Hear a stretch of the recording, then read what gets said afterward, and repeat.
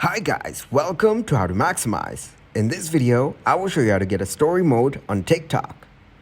First of all, open App Store. Here search TikTok. See if you have the latest version of it. But if you don't, then update it. Then open the phone settings.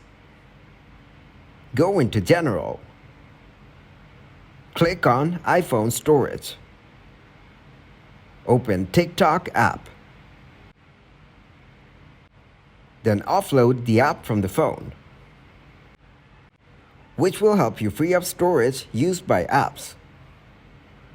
Then reinstalling the app will place back your data if the app is still available in the App Store.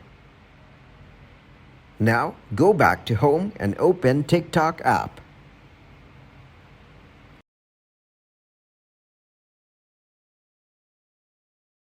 Click on the Upload button. Then choose the Story option. From here, you can add a story. Thanks for watching, and please leave a like, subscribe, and share.